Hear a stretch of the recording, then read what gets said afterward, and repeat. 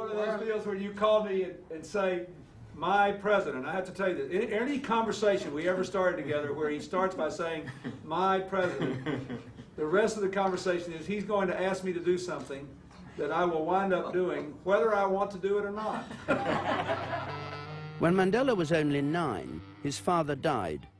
He was taken to live with his uncle, the ruler of the Tembu tribe, who became his guardian. Mandela first learnt about leadership, sitting under a tree, listening as the elders reminisced.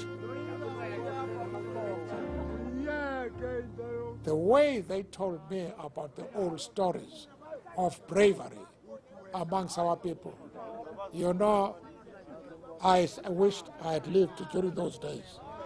And they really inspired me.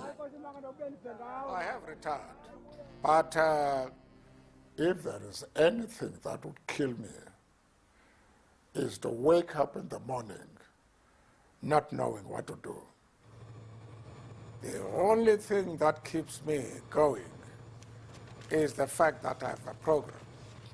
That is one thing that keeps me alive, and to stop thinking about all my problems. The routine he's following, I think, comes from the disciplined way in which he lived for 27 years. He gets up every morning, he does his exercises, he showers, he has breakfast, and the specific things that he eats to make sure that he's got a balanced diet. He won't grab a sandwich like we would do. You cannot, after 27 years, change your routine. I really think, you know, that's something that just comes with a disciplined mindset that was forced upon him in prison. If you look at how he folds newspapers and how particular he is about his things and the order in which things are placed, you know, I think that really comes from spending a lot of time in a small space.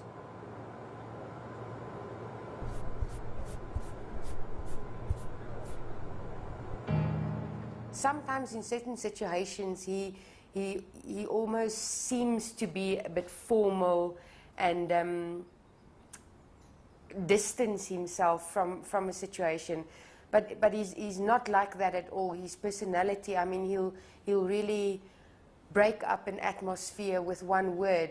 He's got an incredible sense of humor. Yes? How are you? Very well, thank you. Are you married? Yes, I am. Oh, I see. How long did it take you to propose to him? Please sit down.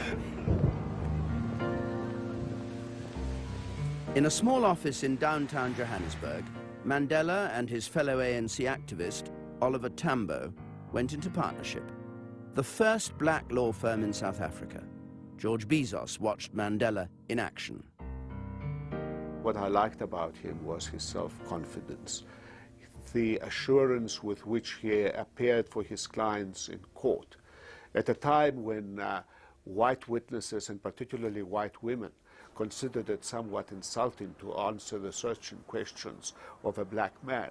He would stand up and unapologetically continue with the cross-examination, oblivious of the discomfort that he caused by his presence. I had was one which was disciplined, which was not aimed against whites as such, but against oppression. The defendants knew that if the case against them was proved, they faced the death penalty. I said to our chaps, we are going to die in any case. Let's disappear under a cloud of glory. Let's show them that we can use their platform to fight them. Facing the gallows, Mandela turned the courtroom into a political platform with a dramatic speech from the dock. The idea of a democratic and free society, it is an idea for which I hope to live for and to see realized. But my Lord,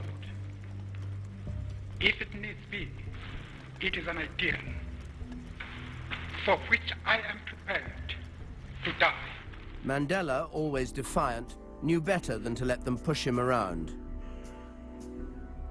If you obey them and carrying out humiliating things, that will remain with you throughout your stay in prison. It is better to take a stand right from the beginning. That you are a demigod worried me, because people then would want higher standards from me, especially when I came out. I wanted to be regarded just like an ordinary human being with virtues and vices. Usually in the past, when people have been slaughtered or oppressed or discriminated against or crushed, either you had something like Nuremberg, or you had vengeance and retaliation, or nobody ever got even, they just got away with it. This was a whole different approach.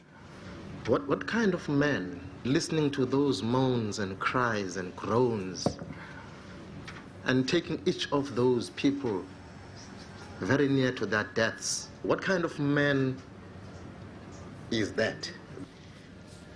Not only you have asked me that question. If we don't forgive them, then that feeling of bitterness and revenge will be there. And we are saying, let us forget the past. Let's concern ourselves with the present and the future. But to say the atrocities of the past will never be allowed. I'm now in my 85th year, and I must be satisfied with my life as it is. Do you have regrets? No. Mandela often jokes about the day when he'll retire from his retirement, but it's still a long way off. There's no peace for a living legend. You must not disturb my hair. I took an hour combing it.